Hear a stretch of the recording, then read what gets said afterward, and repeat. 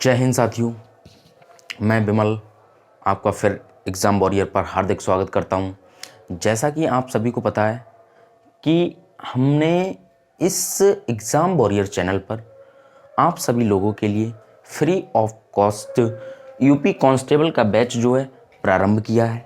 तो इसी के साथ मैं जो हूं आपके लिए हिंदी के लेक्चर प्रोवाइड करा रहा हूं। हिंदी के जो लेक्चर थे उनमें मैंने आपके लिए वर्णमाला और एक टॉपिक था हमारा उपसर्ग और प्रत्यय, वो हमने समझा दिए थे आपके लिए। ठीक है, तो साथियों लास्ट तक वीडियो के बने रहिए और जो भी साथी हमारे इस चैनल पर नए हों वो वीडियो के लिए लाइक कर दीजिए और चैनल को सब्सक्राइब कर लीजिए, क्योंकि अब जो है ना आपके लिए निरंतर यूपी कांस्टेबल की क्लासेस प्रोवाइड कराई जाएंगी, जिससे कि आप सभी लोग वीडियो को निरंतर देख पाएँ। इसीलिए मैं कह रहा हूँ कि आप एग्ज़ाम वॉरियर चैनल को एक बार सब्सक्राइब कीजिए और भरोसा कीजिए एग्ज़ाम वॉरियर चैनल पर, एग्ज़ाम वॉरियर परिवार पर, एग्ज़ाम वॉरियर की टीम पर। ठीक है साथियों, एक बार भरोसा करना पड़ेगा आपके लिए, और आपका भरोसा और हमारा विश्वास, ठीक है, विश्वास दिलाता हूँ कि जो हमारी यूपी कांस्टेबल की क्लासेस हैं उसमें से अगर ना फंसे तो आप जो चाहें कमेंट में कह सकते हैं, लिख सकते हैं और बोल सकते हैं। ठीक है साथियों, लेकिन आपको निरंतर बने रहना होगा हमारे यूट्यूब चैनल एग्ज़ाम वॉरियर पर। ठीक है, और जो भी साथी हमारे नए हों वो एक बार ज़रूर चैनल को सब्सक्राइब कर लें। ठीक है साथियों, इसी के साथ मैं आपके लिए बताने जा रहा हूँ आज का जो हमारा टॉपिक है वो है हिंदी का, हिंदी के विराम चिन्ह। किसकी बात करूँगा आज मैं? विराम चिन्ह की, विराम चिन्ह की, विराम चिन्ह। अगर मैं साथियों विराम चिन्ह की बात करूं, जैसे कि विराम चिन्ह का मतलब क्या होता है और विराम चिन्ह हिंदी में क्यों जरूरी हैं। ठीक है, विराम चिन्ह का जो मतलब है, ठीक है, वो सबसे पहले हम जानते हैं कि विराम चिन्ह का मतलब क्या है। विराम चिन्ह का मतलब होता है ठहरना। ठहरना क्या होता है? ठहरना, रुकना या विश्राम करना। क्या साथियों? विश्राम। ठीक है साथियों, इनका मतलब ये होता है ठहरना, रुकना या विश्राम करना। जैसे कि हम बातें कर रहे होते हैं या हम कुछ कह रहे होते हैं, कहने के बाद हम विश्राम लेते हैं या रुकते हैं, तो वही हमारे क्या कहलाते हैं? विराम चिन्ह कहलाते हैं। उन्होंने मौखिक भाषा में भी या मौखिक भाषा में भी हम कह सकते हैं कि हमें विश्राम करने की जरूरत पड़ती है, वही हमारे क्या है? विराम चिन्ह है। ठीक है, विराम लेते हैं या विश्राम करते हैं, वही क्या है? हमारे विराम चिन्ह है। लिखित भाषा की अगर मैं बात कर लूँ, ठीक है साथियों, तो लिखित भाषा को स्पष्ट तरीके से दर्शाने के लिए या लिखने के लिए या फिर व्यक्त करने के लिए हम क्या करते हैं? विराम चिन्हों का प्रयोग करते हैं। विराम चिन्हों का प्रयोग क्यों किया जाता है लिखित भाषा में? कि उसमें स्पष्टता ला सकें। क्या ला सकें?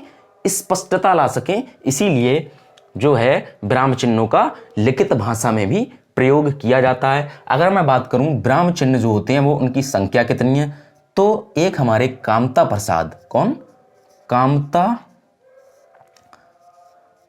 प्रसाद गुरुजी ने विराम चिन्हों की संख्या 20 बताई। कितनी बताई? 20 बताई है। ठीक है साथियों, जो हमारे कामता प्रसाद गुरुजी थे, इन्होंने विराम चिन्हों की जो संख्या बताई है वो कितनी बताई है? 20 बताई है। इसी तरह से हम एक एक करके विराम चिन्हों को पढ़ते जाएंगे। जैसा कि मैंने बताया था कि मौखिक भाषा में जब हम मतलब बातें कर रहे होते हैं या अपने संवादों को व्यक्त कर रहे होते हैं, किसी के सामने प्रेषित कर रहे होते हैं, संप्रेषित कर रहे होते हैं, तो हम कहीं कहीं पे विराम लेते हैं, विश्राम करते हैं, तो वही क्या है, हमारे विराम चिन्ह है। इसी तरह से लिखित भाषा की अगर मैं बात कर लूँ तो लिखित भाषा को स्पष्टता व्यक्त करने के लिए जिन चिन्हों का प्रयोग किया जाता है वो हमारे कौन से चिन्ह कहलाते हैं, विराम चिन्ह कहलाते हैं। तो एक एक करके हम विराम चिन्हों को पढ़ेंगे। सबसे पहला जो हमारा है वो है, सबसे पहला हमारा जो है वो है पूर्ण विराम। हम फर्स्ट पढ़ेंगे पूर्ण विराम।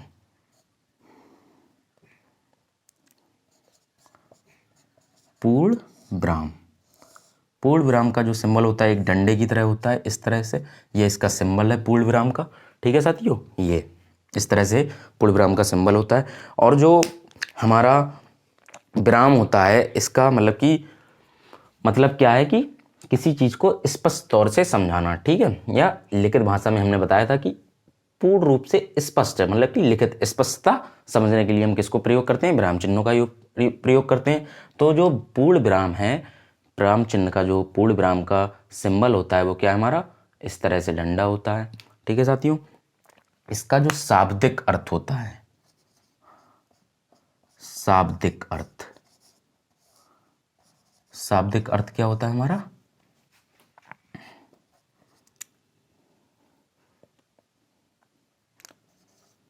पूर्ण रूप से, पूर्ण रूप से ठहरना, पूर्ण रूप से ठहरना। हम कह सकते हैं कि ये जो पूर्ण विराम है इसका प्रयोग, इसका प्रयोग, इसका प्रयोग हम वाक्य के अंत में करते हैं।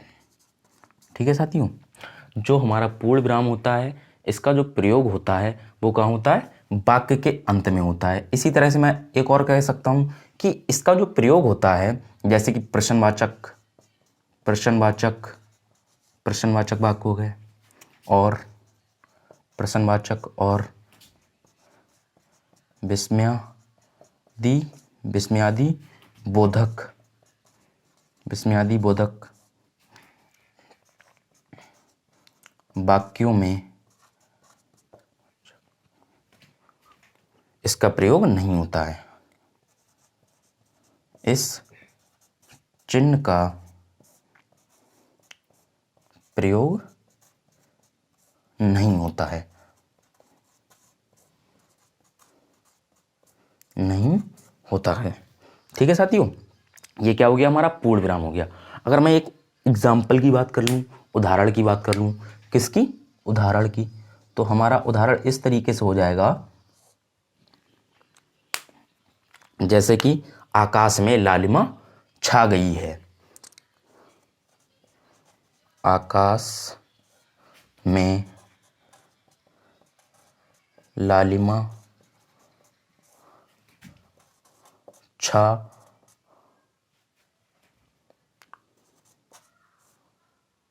गई है।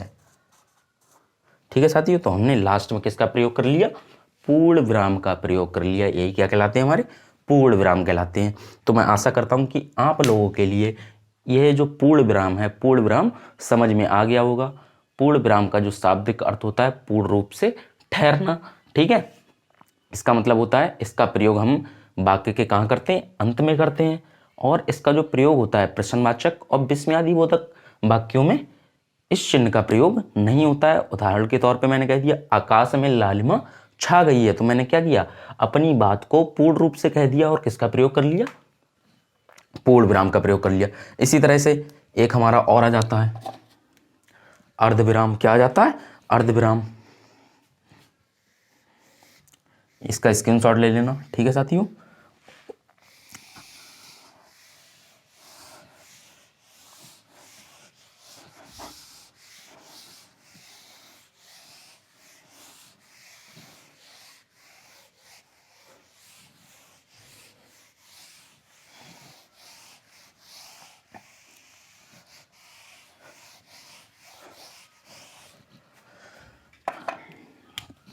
देखो साथियों, हमारा एक आ जाता है अर्धविराम, दूसरा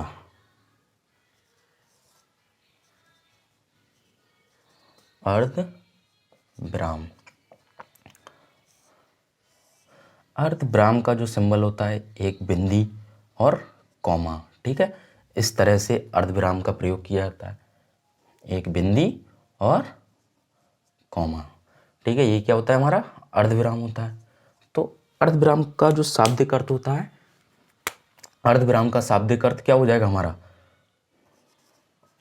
शाब्दिक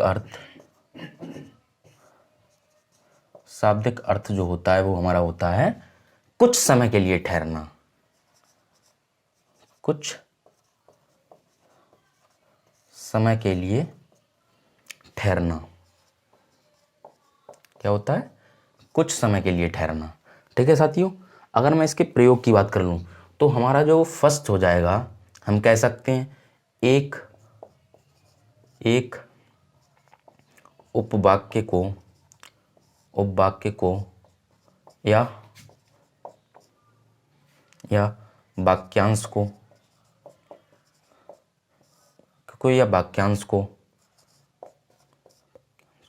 दूसरे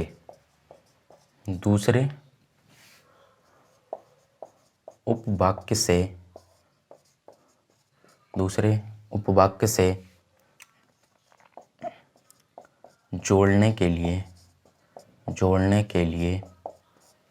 जोड़ने के लिए इस चिन्ह का प्रयोग किया जाता है, ठीक है साथियों। मतलब कि एक उपवाक्य को या वाक्यांश को दूसरे उपवाक्य से जोड़ने के लिए इस चिन्ह का प्रयोग किया जाता है। जैसे कि मैं एग्जाम्पल में बता दूं, उदाहरण इसका एक ले सकता हूं मैं। जैसे कि एक मैं एग्जाम्पल ले सकता हूं कि बिजली चमकी, कह सकता हूं बिजली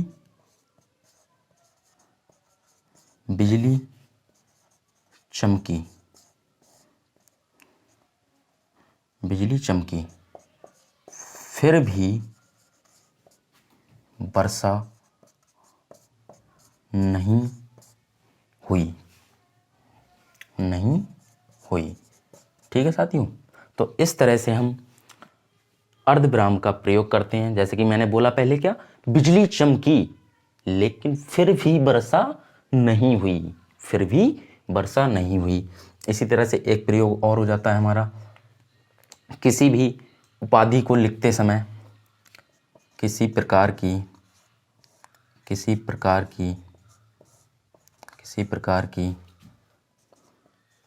उपाधियों को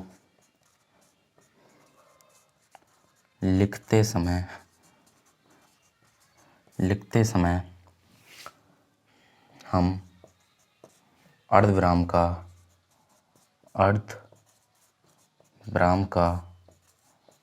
प्रयोग करते हैं, ठीक है साथियों। कि मतलब किसी भी प्रकार की अगर हम उपाधियों को लिखते हैं तब भी हम किसका प्रयोग करते हैं, अर्धविराम का प्रयोग करते हैं। देख लो, जैसे कि उदाहरण हमने लिखा BA,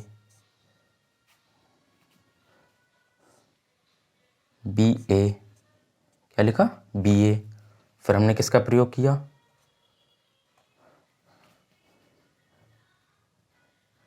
MA, ठीक है साथियों। इस तरह से अगर हम उपाधियों को भी लिखते हैं तब भी हम किसका प्रयोग करते हैं, अर्धविराम का प्रयोग करते हैं। MA, MAd, MAd, ठीक है। इस तरह से हम किसका प्रयोग करते हैं, अर्धविराम का प्रयोग करते हैं, ठीक है साथियों। किसी भी प्रकार की उपाधियों को लिखने में भी जो प्रयोग किया जाता है वो किसका किया जाता है, अर्धविराम का प्रयोग किया जाता है। तो मैं आशा करता हूं कि अर्धविराम भी शायद आप सभी लोगों को समझ में आ गया होगा, और इसका स्क्रीनशॉट ले लो और नोट्स बनाते चलो, ठीक है साथियों।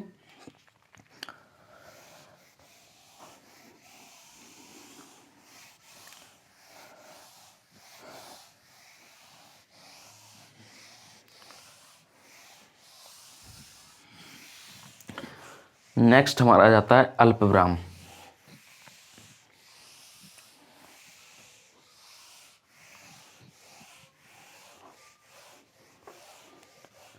क्या आ जाता है? अल्पविराम आ जाता है। ठीक है साथियों।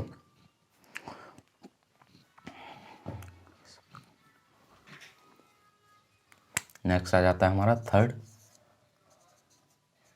अल्प विराम।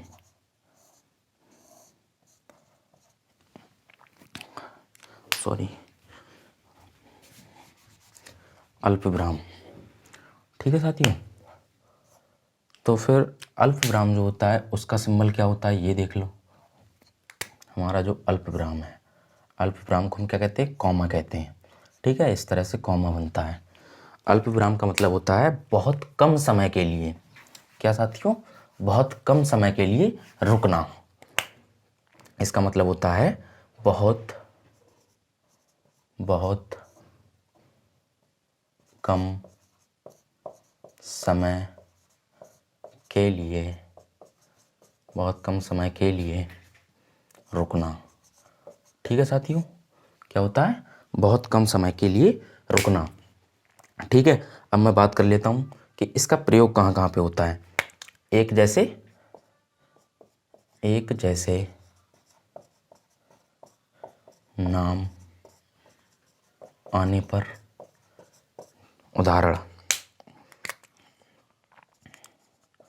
जैसे कि हम सब्जियों के ही नाम ले लें। टमाटर, टमाटर, आलू, भिंडी, गाजर। ठीक है साथियों। इस तरह के जब नाम आते हैं तो हम किसका प्रयोग करते हैं? अल्प विराम का प्रयोग करते हैं। जैसे कि एक जैसे नाम आए, किसके नाम आए? सब्जियों के नाम आए, टमाटर, आलू, भिंडी, गाजर, इस तरह से। ठीक है, इसी तरह से अगर मैं बात कर लूँ तो हम कह सकते हैं कि इसका जो प्रयोग होता है वो कहाँ होता है हमारा? एक और हो जाता है प्रयोग, मतलब कि दिनांक, तारीख लिखते समय। तारीख लिखने पर भी इस अल्प विराम का प्रयोग किया जाता है। ठीक है साथियों। जैसे कि हम कह सकते हैं उदाहरण के तौर पर 15 अगस्त 1947। ठीक है, 15 अगस्त 1947। 15 अगस्त 1947। इस तरह से भी हम इसका प्रयोग कर सकते हैं। या हम कह सकते हैं एक प्रयोग और हो सकता है, गिनतियाँ। गिनतियाँ लिखते समय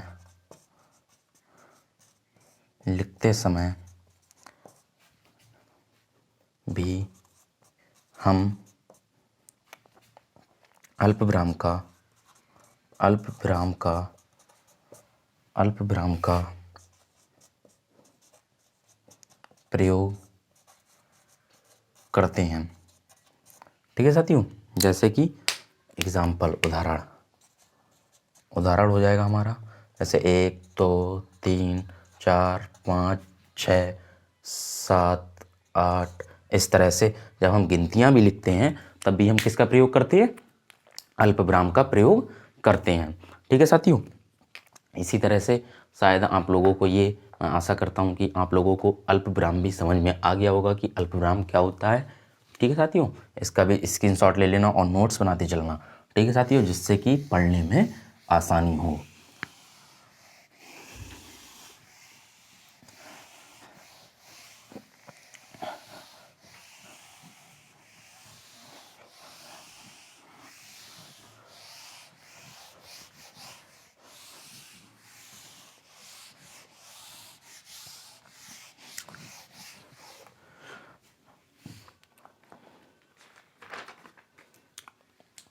अगला आ जाता है हमारा प्रश्नवाचक, फोर्थ प्रश्नवाचक, प्रश्नवाचक चिन्ह, प्रश्नवाचक चिन्ह। ठीक है साथियों, पता होगा आप सभी लोगों को प्रश्नवाचक चिन्ह कैसा लगता है। ये होता है इसका सिंबल प्रश्नवाचक का। ठीक है, तो प्रश्नवाचक में क्या होता है, मतलब कि किसी से प्रश्न पूछने के लिए या किसी को कोई भी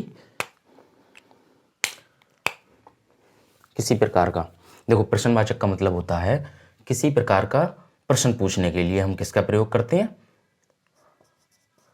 किसी प्रकार का प्रश्न पूछने के लिए हम प्रश्नवाचक चिन्ह का प्रयोग करते हैं। ठीक है साथियों, जैसे कि उदाहरण के तौर पर, उदाहरण, हमने किसी से कुछ कहा, हमने किसी से पूछा, जैसे राम है, राम है, राम है, तो फिर राम जो है, हमने उससे कहा कि राम जो है, कि राम तुम कहाँ जा रहे हो, राम तुम कहाँ जा रहे हो, हमने कहा तुम कहाँ जा रहे हो, तुम कहाँ जा रहे हो। ठीक है, तो हम किसका यूज करेंगे, किसका प्रयोग करेंगे, प्रश्नवाचक चिन्ह का प्रयोग करेंगे। ठीक है साथियों, इसी तरह से हमारा जो नेक्स्ट हो जाएगा वो क्या हो जाएगा, आज ये मार्कर बहुत ड्रामा कर रहा है, इससे इंक बार बार निकले जा रही है और वो सारी हाथ में लग रही है। ठीक है साथियों, थोड़ा डिस्टर्बेंस हो जा रहा है क्लास में, तो उसके लिए क्षमा चाहता हूँ मैं। ठीक है साथियों, ये बार बार इंक निकाल रहा है मार्कर, मेरा हाथ पूरा बेकार होता जा रहा है। तो देखो साथियों, हमने बताया प्रश्नवाचक चिन्ह जो होते हैं किसी प्रकार का प्रश्न पूछने के लिए या किसी को ऑर्डर देने के लिए। ठीक है, हम जिस चिन्ह का प्रयोग करते हैं वो हमारा क्या कहलाता है, प्रश्नवाचक चिन्ह कहलाता है। जैसे कि हमने कहा एक लड़का था राम, हमने उससे कहा तुम कहाँ जा रहे हो, तो उस पूरे सेंटेंस को कहने के बाद या वाक्य को कहने के बाद जिस चिन्ह का हमने प्रयोग किया है वो हमारा क्या कहलाता है, प्रश्नवाचक चिन्ह कहलाता है। ठीक है साथियों, इसी तरह से हमारा नेक्स्ट आ जाता है कि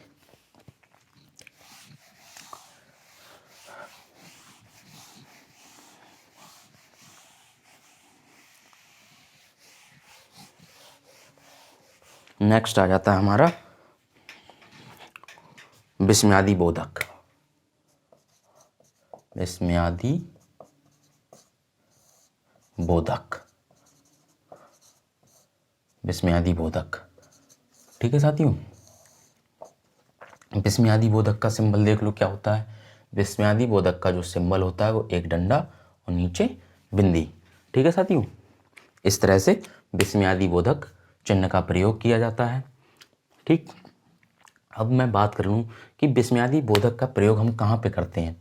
ठीक है, घृणा, शोक, घृणा, शोक, ठीक है, दुख, सुख, दुख,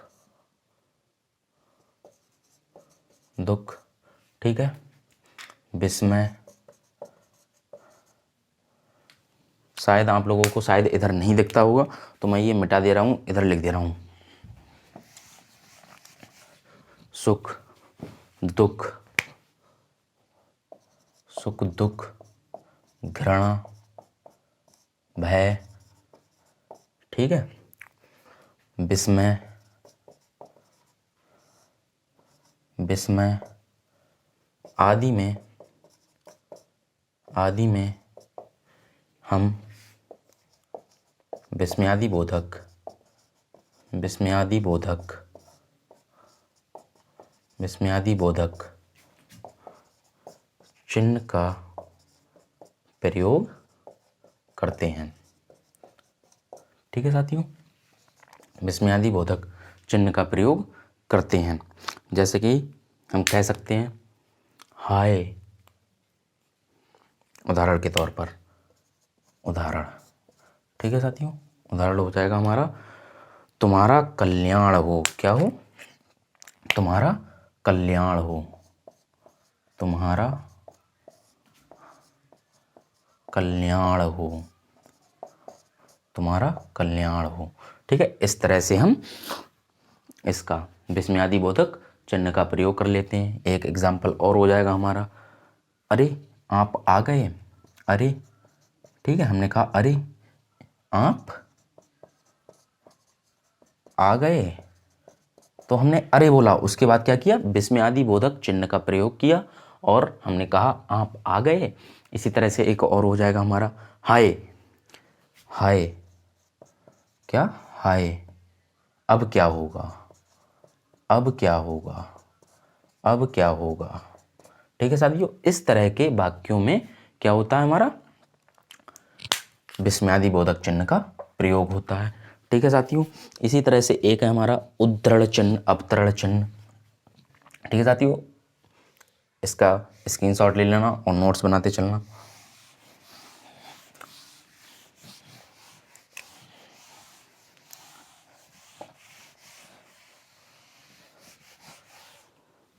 नेक्स्ट हमारा उद्धरण चिन्ह।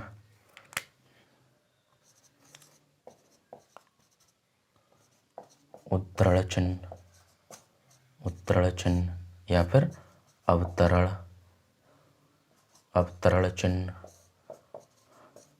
अवतरण चिन्ह। ठीक है साथियों, ये जो चिन्ह होते हैं उद्धरण चिन्ह और अवतरण चिन्ह, यह दो प्रकार के होते हैं। कितने प्रकार के होते हैं?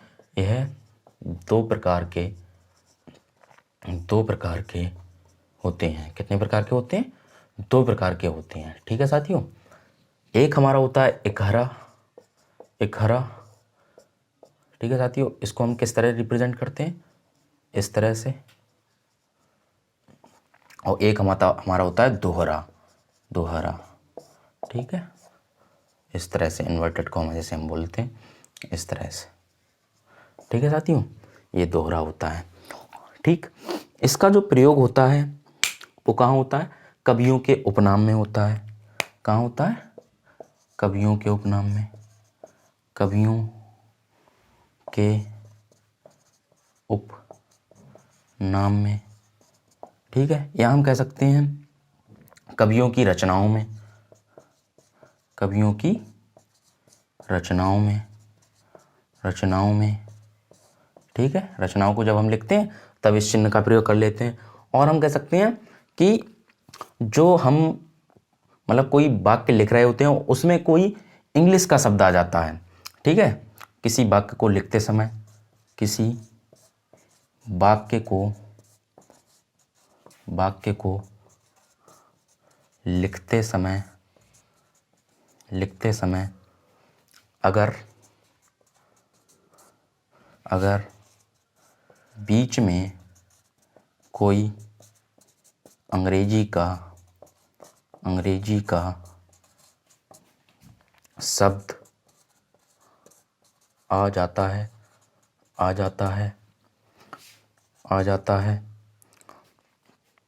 कोई अंग्रेजी का शब्द आ जाता है, तो हम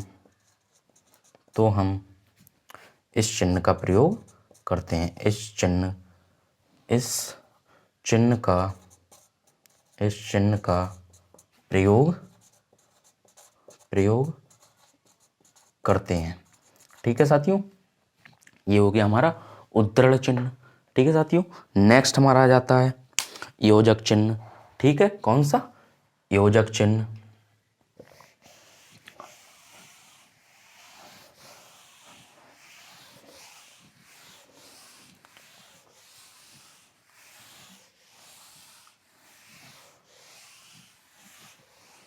कौन सा आ जाता है? योजक चिन्ह आ जाता है हमारा।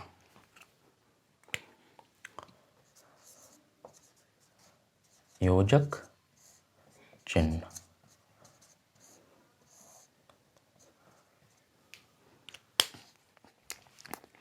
योजक चिन्ह जो होता है वो हमारा कैसा होता है? इस तरह से होता है। ठीक है साथियों, इस तरह से जो चिन्ह दिखाई पड़ जाता है हमारे लिए वो हमारा कौन सा कहलाता है? योजक चिन्ह कहलाता है। ठीक है, इसका प्रयोग कहाँ होता है?